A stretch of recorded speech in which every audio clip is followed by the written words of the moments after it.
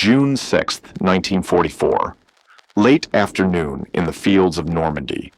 The air was thick with the smell of wet soil and gunpowder, and a low gray smoke hung over the shattered hedgerows like a shroud. In the distance, a church bell tolled once, a haunting metallic echo swallowed by the wind, and then there was only silence. Inside the cramped belly of a Sherman tank, Private Joe Johnson, 22 years old, sat with his hands trembling lightly on the gear shift. Sweat rolled down the back of his neck, mixing with the grime and oil that coated everything. The smell of burning fuel, hot steel, and human fear was heavy enough to taste. His ears still rang from the last near miss, an artillery shell that had detonated barely 10 feet away, showering the hull with dirt, stones, and fragments of earth. The whole tank had shuddered, as if the ground itself had tried to swallow it. Now, in that tense silence that followed, he could hear his crew shouting over the intercom. Ellis, the gunner, his voice sharp with panic. Mitch, the loader, cursing as he fought to clear a jam in the breach, and their commander, somewhere above them, staring blankly into the fog, silent, as though words had abandoned him. From the tree line ahead came a sound that didn't belong to the living world, a deep, heavy growl, the kind that seemed to vibrate through your bones, before your ears even registered it. The men fell quiet, because every one of them knew that sound. It was the rumble of a Tiger tank, the Wehrmacht's iron monster, moving slow and deliberate, each rotation of its treads like a heartbeat of doom. Ellis shouted, "We can't outrun it!" Mitch kept hammering the side panel, trying to unjam the weapon, his face slick with grease and terror. And Joe, quiet, almost motionless, did something no one expected. Without a word, he slammed the gear into reverse. The Sherman jolted violently as the tread spun backward, tearing at the muddy earth, flinging roots and stones into the air. "Are you crazy?" someone screamed. Joe didn't answer. His eyes stayed locked on the periscope, scanning every flicker of shadow, every shift in the fog. He was reading the terrain like a man reading his own heartbeat.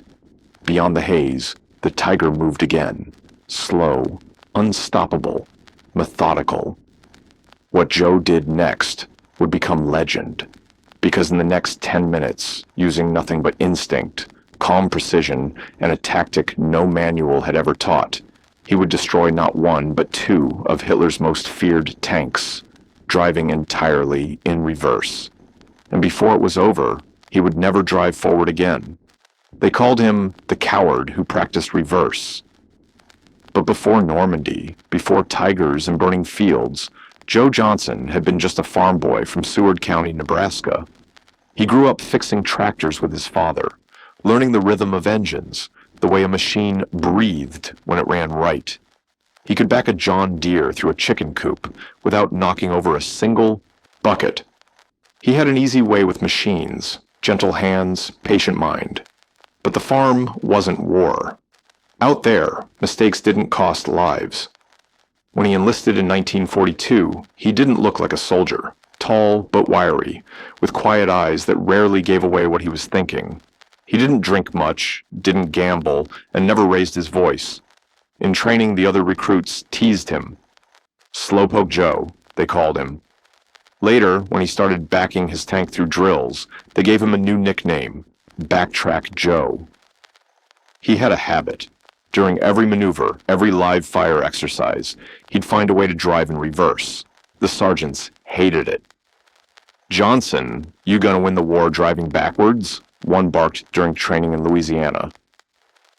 Joe didn't answer. He just kept doing it, backing out of ambush simulations, weaving through narrow trees, always knowing exactly what was behind him. While others practiced charging forward, Joe slipped away during lunch breaks to reverse his Sherman down gravel roads, learning how to see through mirrors, how to feel the weight of 28 tons shifting backward. To his unit, it looked like fear. Maybe it was, in a way, but not the kind that froze you. Joe wasn't reckless, but he wasn't weak either. He didn't crave glory or medals. He wanted one thing, to bring his crew home alive. So he studied, not just tactics, but psychology in the enemy itself. He memorized every page of the Tiger tank's design, its weaknesses, the rear armor, the turret ring, the vulnerable engine deck. He'd think about them constantly, even in his sleep. He never bragged about it. He just stored that knowledge away like a mechanic keeping notes on a stubborn engine. But the others didn't see a thinker.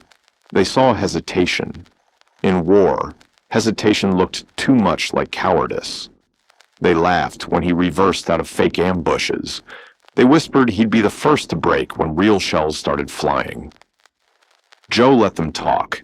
Let them call him Backtrack Joe. Let them believe he was afraid. What they didn't know was that Joe's fear wasn't of dying. It was of making a mistake that would kill his men. That kind of fear, the right kind, makes a person precise, and Joe Johnson was nothing if not precise. By June 8th, the countryside of Normandy had turned into a maze of death. The beachhead was behind them now, and every hedge concealed either friend or foe. The French bocage wasn't built for tanks. Narrow lanes hemmed in by ancient stone walls. Fields boxed by hedgerows so dense they might as well have been steel. Joe's unit, 4 Shermans and a single half-track, had pushed too far ahead. Radio contact with headquarters had been dead for 2 hours. They were supposed to link up with a Canadian column near Calmont, but the road had vanished behind the wreckage of a collapsed barn. Now they sat in a clearing at the edge of a smoking field. Visibility maybe 50 feet, no more. The air smelled of wet soil and burnt cordite. Mitch, the loader, glanced up through the narrow hatch. "This feels wrong," he muttered. Joe didn't answer. He had already killed the engine. The sudden quiet made the others uneasy. Even the birds had gone silent. Then it came. That sound again. Low, rhythmic, mechanical. A heartbeat made of iron. Every tanker knew it. The Tiger, the German Panzerkampfwagen, Six, 57 tons of steel with an 80mm cannon that could rip through a Sherman from half a mile away. It wasn't just a machine. It was fear made tangible, a myth that rolled on treads. Even veteran crews went silent when they heard it. The first shell landed before they even saw it. The Sherman on their left, call sign Red 5, vanished in a burst of orange and smoke. One moment it was there, the next it was torn apart, its hull collapsing inward as though the air had been punched out of it. The shock wave slammed into Joe's tank, rattling bolts loose, making his ears pop. Ellis swore. "That's not artillery," he said. Mitch looked up. "Tiger." Joe didn't answer. He didn't need to.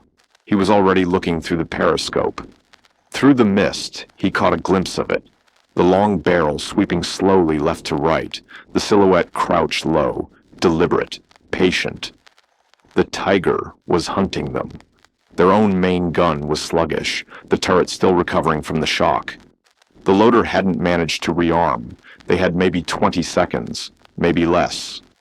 Mitch shouted again, "We can't stay here, Joe. Forward, now." Joe's eyes stayed fixed on the glass. Behind them, a narrow slope led down toward a patch of trees. The ground was soft, uneven, but open enough to maneuver. He could feel the Tiger beginning to pivot, its guns searching for them through the fog. That's when Joe made his decision. He didn't hesitate. He threw the gear into reverse. The Sherman jolted backward, its treads clawing into the mud, throwing dirt into the air. The whole crew lurched. Mitch shouted, "Joe, what the hell are you doing?" Joe didn't look away from the scope. His voice came out steady, almost quiet. "Hold on." The tank's engine roared. The periscope blurred with motion. The fog outside rippled as if the world itself were moving in reverse. And somewhere, beneath the smoke and the thunder of engines, a church bell rang again. One hollow note, trembling in the distance, then faded into the wind. "We're not running. We're repositioning." Joe's voice came calm and low through the static of the intercom.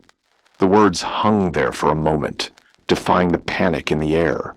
Then came the reply from the earth itself, a German shell slamming down so close that the world seemed to rip apart. The ground heaved, the periscope went white with flying dirt, and the tank groaned under the pressure. The noise was not a sound, but a concussion, like the sky cracking open and falling in pieces around them. The blast struck Joe's chest like a hammer, but he stayed steady, both hands gripping the controls. He could feel the land through the vibrations under his boots, the uneven ground, the pull of mud, the hidden slope just enough to give them cover if they moved right. He guided the Sherman backward through smoke and drifting dust, steering in arcs so that the wreck of Red 5, the tank that had died minutes ago, now shielded their right flank. Then the Tiger fired again. The sound came before the sight, a scream through the air, then a blast where they'd been seconds earlier. The impact tore the earth open, flinging metal and soil in a violent wave that pattered against their hull. Inside, Ellis whispered, "If we'd stayed put." He didn't finish. He didn't need to. Joe didn't reply. His attention was locked on the periscope, though it showed him little more than chaos. Trees blurred by smoke, flashes of light, movement and shadow blending together. But Joe wasn't seeing what was in front of him. He was seeing what the Tiger crew must have been seeing: confusion, movement through fog, a target that refused to behave like a target. He remembered something his father used to say back home in Nebraska, leaning over the steering wheel of that old green tractor. The trick to reversing isn't about looking where you're going. It's about knowing where you came from. The words pulsed in his memory now, steady as a heartbeat. Joe shifted again, pulling the Sherman deeper into the mist. He angled left, using the burned shell of Red 5 as cover. The German tank ahead slowed its advance, certain it had already finished the job. Predators always relaxed once they thought the kill was done. Joe saw that hesitation and seized it. "Loader," he said, his voice cutting through the din. Mitch slammed a shell into the breech. "High explosive loaded," he shouted. "Forget that," Joe said. "Armor piercing next."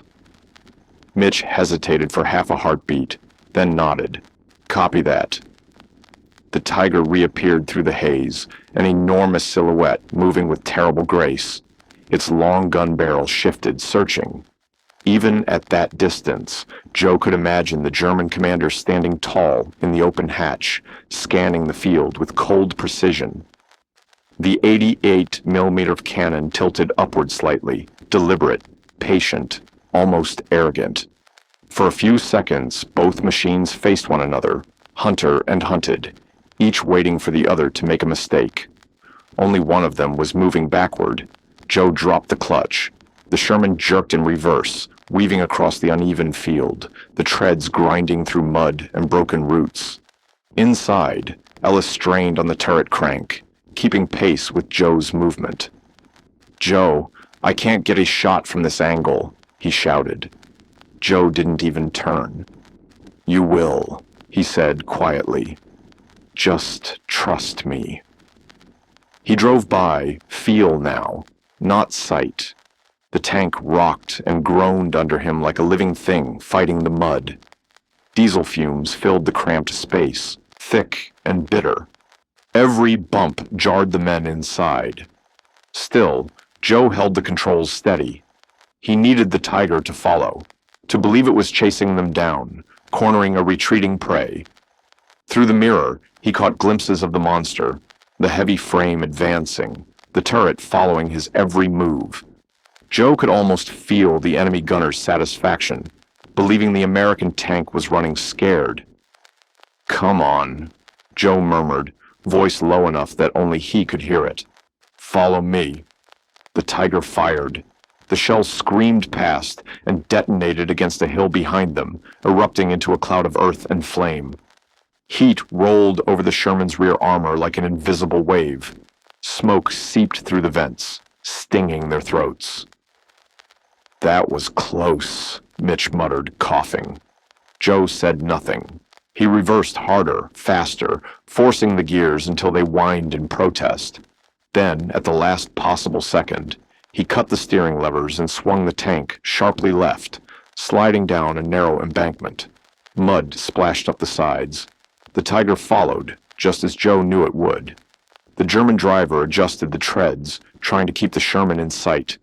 But to do so, the massive machine tilted forward on the slope, exposing the one part of its body the world believed untouchable, the underbelly. "Stop!" Joe barked. The Sherman lurched to a halt, mud and smoke whipped around them. "Turret, 9 o'clock, armor-piercing loaded." "Loaded!" Ellis shouted, swinging the gun into position. Joe exhaled slowly, his fingers tightening around the grip. "Take the shot." The cannon thundered. The entire tank shook as though the earth itself had been struck. Inside, everything went white with smoke. For a second, no one could see. Then, through the haze, a flare of orange light bloomed in the fog. The Tiger convulsed, then burst open from the rear as if something had torn its heart out. A sound followed, deep and rolling, echoing through the forest, like a storm breaking. Flames climbed into the low clouds, and shards of armor rained down, hissing as they met the wet ground. The world held still for a moment, save for the crackling of fire and the hiss of cooling metal. Inside Joe's tank, silence. The crew stared at one another, wide-eyed. Mitch finally spoke, voice trembling somewhere between disbelief and awe. "Did we just—" "Yeah," Ellis said softly. "We did." Joe didn't celebrate. He just watched the inferno through the periscope, his expression unreadable. The flames flickered across his face, reflected in his eyes like twin suns burning in miniature. "Reload," he said at last, quiet but firm. "We're not done." The radio crackled to life, breaking the silence. Static hissed, then a frantic voice. "Unit Bravo, report. We're pinned down. Tiger in the tree line." Joe grabbed the mic. "One Tiger down," he said, "moving to support." The reply came back almost instantly, incredulous. "Say again. You destroyed a Tiger?" Joe didn't repeat himself. He just shifted gears. As they rolled backward through the fog, the tension inside the tank began to break. Mitch let out a nervous laugh, rubbing his face with shaking hands. "Backtrack Joe. Holy hell, you really are going to fight the Nazis in reverse." Ellis gave a crooked grin, sweat shining on his forehead. "I'll drink to that, if we live long enough." Joe didn't look up.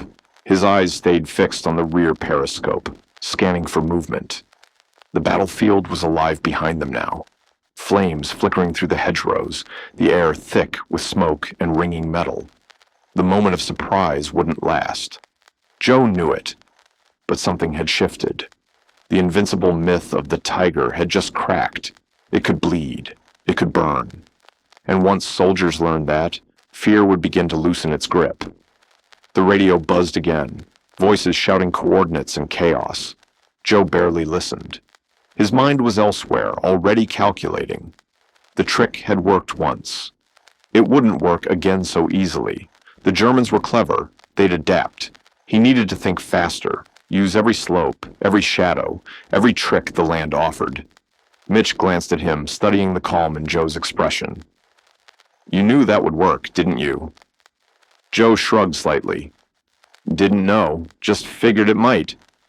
Mitch let out a shaky laugh. "That's insane." Joe half smiled. "Maybe, but it beats dying in a straight line." Ellis chuckled, still trying to steady his hands. "You know, Joe, when you said we'd be the only tank crew to win a fight going backward, I thought you were joking." Joe's voice came quiet but certain. "I never joke about survival." Outside, the air shimmered with heat and sound. The wind carried the faint tang of burnt oil and scorched grass. In the distance, a dull boom rolled across the fields. The second Tiger, still out there, still hunting. Joe's hands tightened on the controls. "Let's move," he said. "We've got work to do." The Sherman's engine growled, deep and steady, like the beat of a heart made of iron. The crew followed its rhythm, the pulse of men who had learned in one desperate moment that courage doesn't always charge forward. Sometimes it drives in reverse. As the tank disappeared into the mist, only the echo of its treads remained, rolling through the smoke and the silence, a sound that would soon become legend. Joe didn't say much over the radio that day, but the rumor didn't need his voice to travel. Word carried faster than sound in war, riding on adrenaline and disbelief. Somewhere in Normandy, a Sherman had taken out a Tiger, in reverse. That was the part everyone repeated, half laughing, half awestruck, as if the absurdity itself gave it power. "You hear about that?" Men whispered in muddy foxholes and smoke-choked mess tents. "Some guy backed into a Tiger and blew it to hell." By nightfall, a name had already taken hold like wildfire through the ranks: the Reverser. Joe didn't care. He wasn't looking for nicknames. While others repeated his story, he was thinking about the second Tiger. They had pulled back into a hollow framed by thick hedgerows, the kind of sunken French field that swallowed sound and hid both life and death. The air smelled of oil, burnt grass, and the faint sweetness of crushed apples from a nearby orchard. One tank gone, two others limping with track damage and holes in their armor. Joe's Sherman sat under the shade of twisted branches, its engine ticking quietly as it cooled. The men worked in near silence until a jeep came grinding down the mud path, its wheels spraying filth. Lieutenant Keating climbed out, his uniform streaked with dirt, his face tight with exhaustion and disbelief. He strode straight toward Joe. "You really took out a Tiger?" The question was halfway between accusation and awe. Joe met his gaze, his own face streaked with soot and ash, eyes calm and unreadable. "Yes, sir." "With what? Luck?" Keating asked, almost scoffing. Joe shook his head. "No, sir. Positioning." The lieutenant stared, trying to measure this quiet soldier, who looked more like a mechanic than a hero. Joe wasn't loud or brash. He didn't wear confidence like armor. He stood easy, steady, like a man used to solving problems with his hands. Keating leaned over the map spread across the tank's hull, its paper spotted with rain and oil. "There's another Tiger stalking the valley road," the lieutenant said, tracing a line with his pencil. "The Canadians are pinned down, taking losses. If you've got another one of those positions, now's the time." Joe studied the map the way he always did, head slightly bowed, lips pressed tight, thinking 5 moves ahead. His finger, stained black with grease, traced along a narrow ridge. "Here," he said finally. "If we loop through this orchard and drop behind the ridge, we can reverse down the far side. That'll put us behind the Tiger's angle of fire. It's the only way we'll get a shot at its rear again." Keating blinked. "You're serious? You want to lead with your tail?" Joe didn't flinch. "That's where the advantage is." For a moment, the lieutenant just stared at him, as though trying to decide if this man was a fool or a visionary. Then finally he nodded. "You've got 10 minutes. Joe turned back to his crew. They were already moving without orders, the air inside the tank alive with nervous energy. "Armor-piercing loaded," Mitch called out. "Turret recalibrated," Ellis added, checking the rotation with a twist of his wrist. "Still pulls a little left, but she'll hold." Joe climbed into the driver's seat, the familiar hum of machinery under his fingertips. His hands were split and raw from the controls, but his voice was steady. "We're going to flank from behind," he said. "Use the orchard for cover. Once we clear the ridge, we back down the slope. Slowly. Make it look like we're panicked, like we're running." Ellis snorted, wiping his face with a rag. "So you want us to look like cowards so we can fight like killers?" Joe cracked a small grin. "Something like that." They rolled out quiet, keeping the engines low, their treads muffled by soft soil and ash. The orchard loomed ahead, rows of twisted apple trees blackened by shell fire, fruit hanging charred and heavy. Smoke drifted between the trunks like a ghost curtain. The world beyond was muted.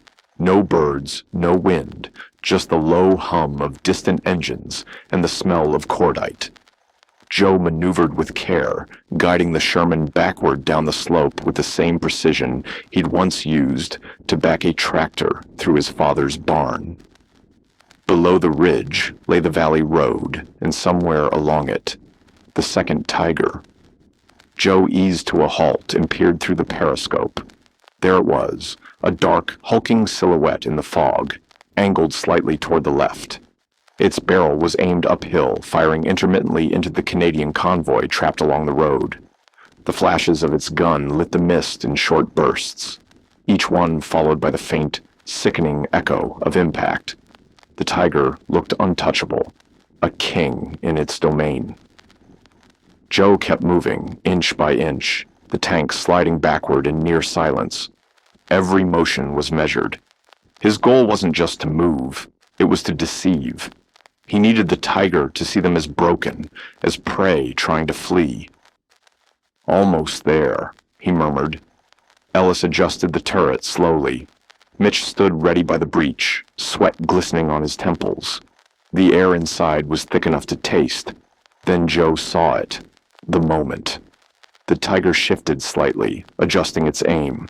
Its massive rear armor flashed into view through a break in the smoke, just for a heartbeat.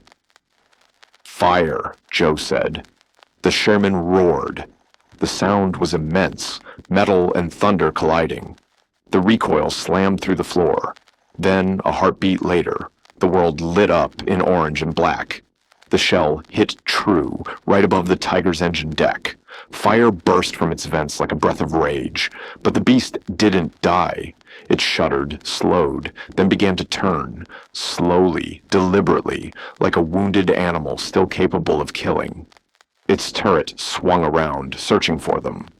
"Reload! Armor piercing!" Joe barked. "Already on it!" Mitch rammed another round into the chamber, his palms bleeding through his gloves. The turret groaned as Ellis cranked, muscles straining. The hydraulics were sluggish.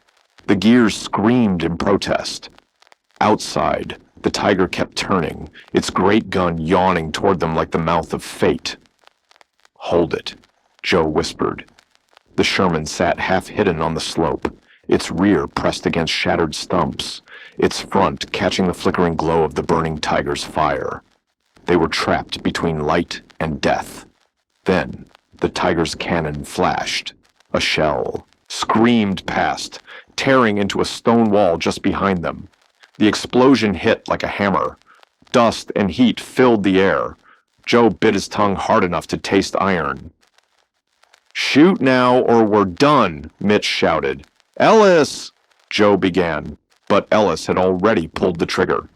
The second round fired, the noise sharp and final. The shell struck low, under the tiger's turret ring, and detonated where steel met steel. For a heartbeat, nothing happened. Then the tiger came apart.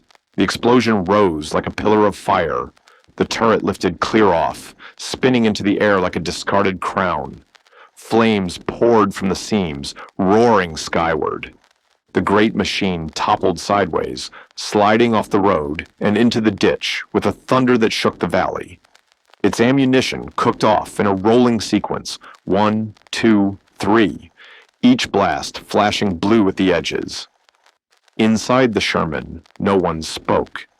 Mitch sat down heavily, staring at the floor, his breath coming fast. "That's two," he said softly. "Two goddamn tigers." Ellis laughed once, then coughed, then just stared, his eyes reflecting the fire. Joe didn't say anything. He only watched. The tiger's burning wreck cast flickering shadows through the orchard, light dancing across his face like the reflection of a forge. Then, without warning, the world shattered again. A German artillery shell landed close, maybe a blind shot, maybe fate. It struck 10 feet from their left tread. The explosion lifted the Sherman clear off the ground, slamming it back down with a force that rattled bones. A flash of light, a wall of sound, and then silence. Joe's head hit the viewport. His ears rang with nothing but white noise. He tasted metal in his mouth. Warmth spread along his ribs. Wet, not hot. Blood. Ellis was shouting something, but Joe couldn't hear the words. His vision swam, colors fading to gray. Sparks hissed inside the tank. Mitch's voice came through the radio, a broken blur of static and desperation. Joe blinked hard, trying to focus. A jagged piece of shrapnel jutted from his side, deep under his vest.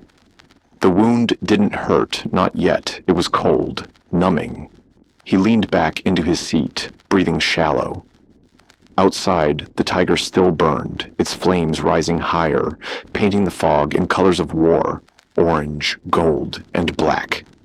Beyond that, through the haze, the Canadian convoy was moving again, alive, because of them. Ellis leaned close, his face pale, smeared with grime. "Joe, you're hit. Say something." Joe gave a small, weary smile. "Tell command. Objective secured." Mitch's voice broke. "We need a medic. Now." Joe shook his head slightly. "No time." He turned his head toward the rear mirror, watching the smoke curling upward from the valley. Through the shifting haze, he could see the trail they'd carved through hell. Backward through the orchard, through mud, through fire, all the way to the first tiger. A line of survival, drawn in reverse. He chuckled softly, the sound rasping in his throat. "Guess I really did fight the Nazis. In reverse." His vision dimmed. The roar of engines faded to a hum. The flicker of fire became warm light. And then, Nebraska. The memory came gentle, like a dream. Golden wheat swaying in wind. His father's hands on a tractor wheel. The smell of earth, diesel, and home. Ellis's voice came faint now, like it was echoing from a great distance. "Joe, hey, stay with me. You hear me? You're not going out like this. Come on." But Joe's eyes were already half closed. He saw only the horizon, endless and bright. He managed one last breath, one last whisper. "Tell my mom. I didn't back down." And then the orchard fell silent, save for the whisper of wind through the burning wreckage, a sound like the world exhaling. The radio crackled once, then fell silent. Just like that, it was over. Not the war, not yet, but his part in it. Around them, the thunder of artillery still rolled in the distance, rumbling low and constant like a storm that refused to move on. Smoke drifted lazily over the ridge, clinging to the earth like a heavy shroud. The air reeked of burnt metal and gasoline, an odor that would stain memory as much as skin. The Sherman lay half buried in the mud, its once green armor pitted and seared, the barrel still faintly warm from its last defiant shot. Inside, the crew had stopped speaking. Words had run out somewhere between disbelief and exhaustion. Ellis climbed halfway through the hatch, gulping for air that tasted of ash. From far off, faint shouts rose over the valley, Canadian voices triumphant, relieved. The tigers were gone, the road was open, the tide had turned. But inside the tank, victory felt hollow. The world outside was already moving forward, and Joe wasn't. Mitch crouched beside him, pressing a blood-soaked rag against Joe's side, his hands trembling. "Stay with me, Joe. Hey, come on, you hear me? We made it." Joe's eyes fluttered open. His voice was little more than a whisper, rough and uneven. "Did we? Did they get through?" "Yeah," Mitch said quickly, the word catching in his throat. "They're safe. You did it." A soft breath escaped Joe's chest, a sound between a sigh and a laugh. "Good," he murmured. The three men sat together in the dim glow of the dying machine. No orders, no radio chatter, just the quiet hum of an engine slowly winding down, the sound of something enormous coming to rest. Outside, The fire from the Tiger's wreckage painted the fog a trembling orange. Shadows danced across the walls, across their faces. Joe's hand slipped from the lever, brushing the steel floor. He could feel it vibrate faintly beneath his palm, the mechanical heartbeat of the Sherman still pulsing, even as his own began to fade. He looked up at Mitch and Ellis, his eyes clouded, but clear enough to find them. Don't be afraid to back up," he murmured. "Sometimes that's the only way forward." Mitch shook his head hard, voice cracking. "Don't talk like that." But Joe smiled faintly, that calm, knowing, half-smile, the kind that said he already understood. He tilted his head back toward the periscope slit. Through drifting smoke, he caught a glimpse of open sky, pale blue, untouched, endless. It reminded him of home, Nebraska summers, his father's hands on a rusted tractor, his mother dusted with flour, humming while the radio played faint swing tunes from a kitchen window. The hum of life before war. For a heartbeat, he wasn't in France at all. The battlefield around him faded to a distant vibration, a low, mechanical lullaby. His breathing slowed. The warmth on his chest turned cool. His fingers twitched once on the control lever, as if shifting gears one last time. Then his hand went still. The engine sputtered, coughed, and died. For a long while, no one moved. The silence felt heavier than the smoke. Wind whispered through the orchard's broken branches, and somewhere, metal creaked in the cooling air. Ellis bowed his head. Mitch stared at the floor, his lips trembling, but no words forming. Then, slowly, light began to pierce through the fog. The morning sun spilled across the valley, washing over blackened fields, shattered armor, and the battered Sherman that had refused to yield. When the Canadian medics arrived minutes later, they found 2 shaken soldiers and 1 fallen driver. They covered Joe gently, marking his name in chalk on the tank's side plate, Private Joseph R. Johnson, KIA. The Canadians didn't know his story yet, not really. They only knew what they'd seen, that a single American tank had done what everyone thought impossible, that a man had stood his ground, not by charging forward, but by doing the unthinkable. That evening, when the smoke finally settled and the valley quieted, Ellis opened his small, dirt-stained notebook. His hands shook as he wrote, the words simple and plain. He never looked like a hero. He just refused to let us die. He didn't retreat. He reversed the odds. 2 weeks later, Joe was buried beneath a small apple tree near Calmont, the same orchard that had shielded his final stand. The cross over his grave was wooden, plain, a helmet resting at its base. The Canadians insisted on conducting the ceremony. His own unit was still too deep in the lines to return. No speeches, no cameras, no marching bands, just the soft scrape of shovels, the murmur of wind through leaves, and the faint rattle of distant artillery fading away. But word of what Joe had done traveled fast. Soldiers talk. They always do. They said he'd destroyed 2 Tigers in under 10 minutes. They said he'd done it driving backward the whole time. They said he'd saved 37 men and opened a path that turned a desperate retreat into the start of a counterattack. At first, officers dismissed it as a campfire exaggeration. Then they saw the wreckage. Then they met the men who'd watched it happen. Then they found the burned-out Tiger, with its commander still clutching a map marked with Allied fallback lines, the same ridge Joe had cut across. Back home, the story reached the local paper in Seward County, Nebraska. The headline was short, proud, almost innocent. Local farm boy turns the tide in France. His mother wept when she read it. She hadn't received the telegram yet. Weeks later, the War Department confirmed his actions. He was posthumously awarded the Silver Star. The citation read, "For extraordinary tactical improvisation under direct enemy fire." But those who'd served beside him didn't call it tactics. They called it guts. Over the months that followed, crews across the Western Front began jokingly practicing reverser drills, backward retreats under smoke, blind repositioning, targeting Tiger weak spots from unconventional angles.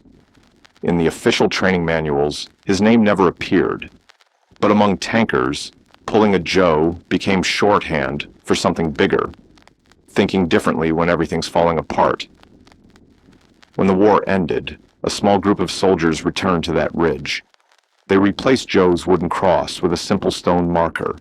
The inscription was carved deep into the granite, Private Joseph R. Johnson.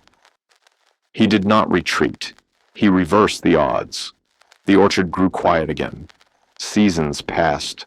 Wildflowers crept over the rusted steel and scattered shell casings.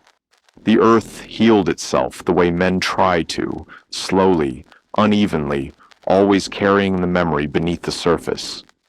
But every year, on the anniversary of the Normandy breakout, an old Canadian veteran would return. He'd bring a small bottle of bourbon, place it on the stone, and sit in silence for a while. Because he knew what the reports couldn't capture, Joe hadn't just stopped a tiger, he'd stopped fear itself from advancing. Most war stories end with medals, parades, and headlines. This one doesn't. This one ends on a quiet slope in Normandy, where a Sherman tank still rusts beneath weeds and moss, its treads locked in place, not facing toward glory, but away from it, backward. Joe Johnson never wrote memoirs. He left no letters, no speeches, no last words meant for posterity. What he left instead was a trail, a sequence of choices carved into mud and memory, decisions no manual taught, a single moment where fear said run, and he said no. It was reckless, maybe even insane, but it worked, not because of luck, not because of brute force, but because he understood something others didn't. That sometimes the bravest act a man can make is not to charge ahead, but to turn, to face the chaos from a new angle and drive the opposite way.